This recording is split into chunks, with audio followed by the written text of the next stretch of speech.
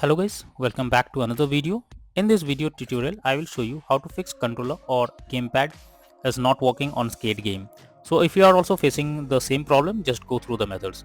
So the first method, you need to restart your PC. For that, go to the Windows icon, then click on power, then select restart. So this will restart your system. After restarting, check if the controller is working or not. If not, next method is to update controller drivers. For that, first you need to connect your PC and controller. After that, go to the Windows search for device manager.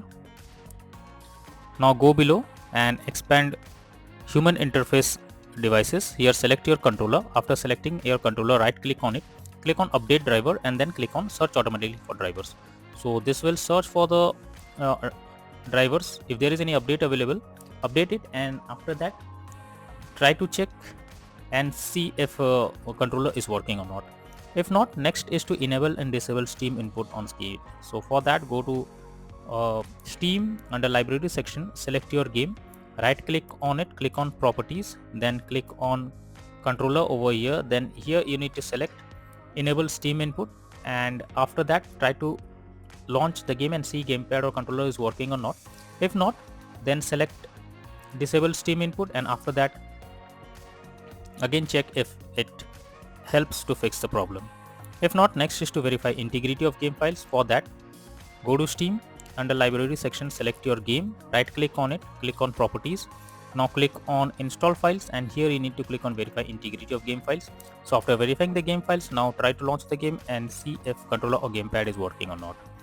Next solution is to check for game update. So for that, open Steam, under library section, select your game. Here you should check if any update is available. If any update is there, you simply need to update your game, and after that check if controller is working. If not, next is to launch Steam in big picture mode. So for that, launch Steam. In the above section you can see enter big picture mode, simply click on it.